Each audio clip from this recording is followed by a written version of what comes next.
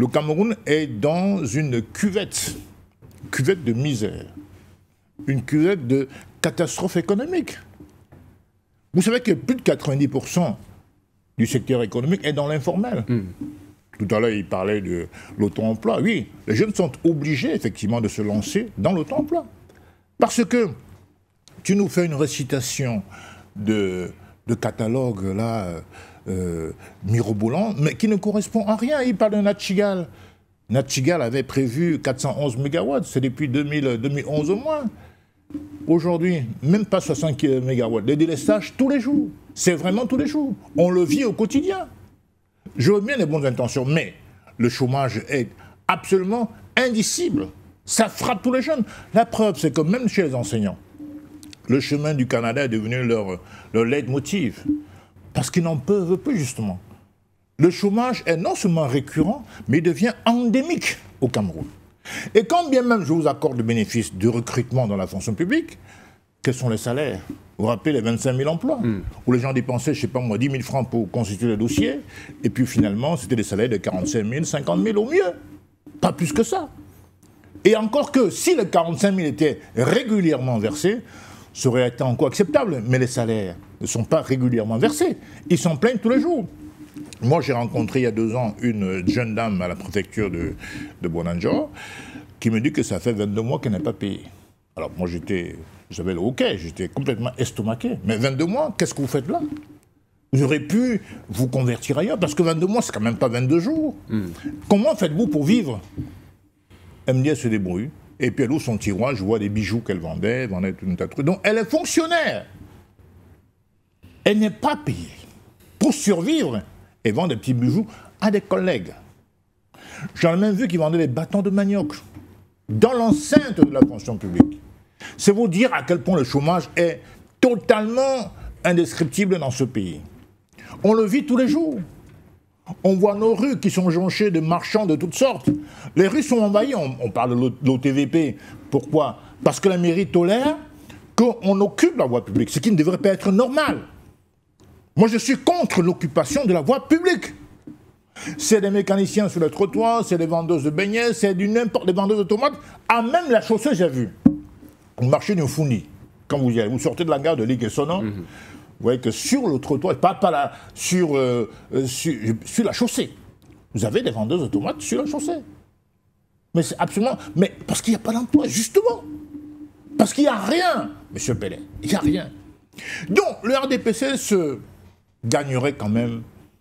Et tout à l'heure, c'est bien que vous avez parlé de l'école qui soit en adéquation avec l'objectif de l'émergence, parce qu'en vérité, si une nation qui veut émerger n'introduit pas dans ses cours, n'est-ce pas, l'option d'éduquer les enfants en vue de la vision qu'on s'est fixée, alors ça ne sert à rien. Il y a trop de filières littéraires. Le Cameroun en a pas beaucoup besoin. Bien sûr, je suis pour les sciences humaines, mais je pense que nous avons un objectif. Toute croissance peine à trouver les 3% dans ce pays. Donc il faudrait, pour émerger, créer effectivement l'industrialisation. Et ça vient de la recherche. Dans nos universités, vous allez à Ngouekele, vous allez à Douala, vous allez à Soa, il n'y a pas de laboratoire dans nos universités. Comment voulez-vous qu'on puisse créer une industrie sans recherche? Comment voulez-vous qu'il y ait de l'invention, donc de la création endogène, sans laboratoire de recherche? Parce que le chômage plonge ses racines dans ça. Parce que nous sommes obligés d'importer, par là, du poisson. Nous avons un déficit d'environ 600 000 tonnes de poisson. On importe même du cure-dent, M. Pellet. C'est extrêmement grave. Mais en tant que bon militant du RDPC, vous êtes tenu de défendre le diable, de passer pour l'avocat du diable, c'est vrai. Mais dans les faits, je vous assure qu'on importe du poisson. M. Ngouchingue est obligé d'importer du poisson du Danemark et du Maroc. Au lieu de viabiliser, on parle de Youpoué, mais on pourrait viabiliser, on a des cours d'eau partout. On pourrait viabiliser des cours d'eau et en faire des eaux poissonneuses. On peut le faire. Si le Maroc l'a fait, si la Côte d'Ivoire l'a fait, si le Sénégal l'a fait, est-ce que nous sommes plus bêtes que les Ivoiriens ou que les Sénégalais ou que les Marocains? Non. Les Camerounais sont réputés être les plus talentueux dans l'Afrique et même parfois dans le monde. Donc il y a des politiques, il y a des programmes de l'opposition qui sont proposés. Il y a des solutions pour sortir du chômage. D'abord par l'école. Instaurer des programmes scientifiques forts, avec des coefficients forts, avec un système de mi-temps, c'est-à-dire que mi-temps en entreprise, mi-temps à l'école. Les cours magistraux, c'est exténuant, c'est ridicule. Un enfant qui va entrer avec son bac à Angoekele va passer 3, 4, 5 ans sans jamais avoir vu une entreprise de ses yeux. Mais qu'est-ce qu'il fout là-bas? De quoi a besoin le pays? Donc je crois que ce gouvernement n'a pas besoin de combattre le chômage. Parce qu'il y a des moyens de combattre le chômage. C'est très simple. Il faut susciter, par exemple, chez les entrepreneurs, une espèce de défiscalisation continue. Il n'est pas normal qu'un jeune crée une entreprise. Aussitôt après qu'il est créé, on le frappe d'impôts, de taxes de toutes sortes. Pourquoi on ne pratique pas, par exemple, l'exemption fiscale sur 3-4 ans? Le temps que le jeune puisse effectivement avoir un matelas financier et lui permettre de pouvoir ensuite payer ses impôts correctement. Les zones franches, ouais, la zone Bassa, la zone Cité-Sig, la zone Boulabéré, que Aïdjo avait créées, sont quasiment à plat. Or, les zones franches sont importantes pour créer de l'industrie dans un pays. Douala, c'est quand même la capitale économique. Première ville du Cameroun. C'était la porte d'entrée. Bon, il y a encore le port, c'est vrai. Mais ce n'est plus en Afrique centrale un pays qui s'impose. Même les Équato-Guinéens nous insultent. Les Tchadiens sont en train de monter en croissance. Mais que faisons-nous? Alors qu'on a la jeunesse la plus dynamique d'Afrique, en tout cas centrale. Donc il y a un problème. Il y a un problème de politique gouvernementale. C'est un échec patent qui s'exprime d'ailleurs par le fait qu'il y a une fuite de cerveau continue. Même chez les plus jeunes, les 21 ans, qui veulent simplement un visa pour le Canada pour sortir. Donc il y a un problème de fond. Est-ce qu'on va simplement sortir chaque fois sur les plateaux de télévision des mesurettes ou des mesures cosmétiques, fantaisistes, qui ne débouchent finalement sur rien? Donc, il y a une vraie interrogation.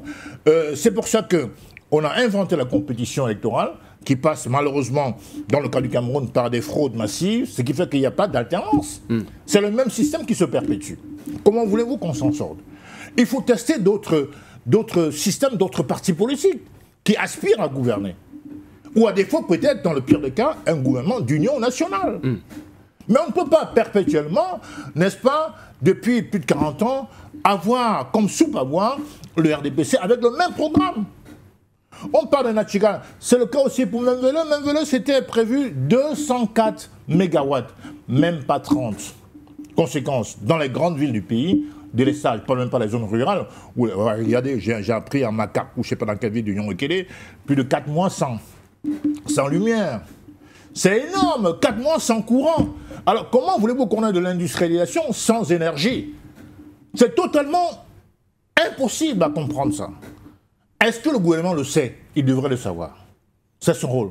Donc moi je dis quand même qu'au lieu de raconter des histoires sur un plateau de télévision, de sortir l'évangile, un catalogue de bonnes idées ou des faits qui existent plus ou moins, il faut plutôt, à mon sens, mettre en place des politiques dont les impacts se ressentent sur le terrain, ce qui n'est pas le cas aujourd'hui. Donc je déplore, à part, pour l'instant on n'est pas dans la course présidentielle, mais on n'a pas dit notre dernier mot, mais l'occasion des présidentielles, c'est justement la transformer en tribune pour présenter aux Camerounais le programme que nous pensons meilleur pour le pays. Aujourd'hui, il se trouve que déjà, on parle de la caution à 30 millions, mais on l'envisage même pour la session de juin à 50 millions. 50 millions. Alors, c'est la démocratie pour les riches ou pour les... je ne sais pas. La démocratie, c'est pour ceux qui sont adoubés dans leur programme par le peuple. Ce n'est pas la démocratie censitaire. C'est-à-dire que vous êtes milliardaire, vous avez droit à être un acteur politique. Non, ce n'est pas comme ça.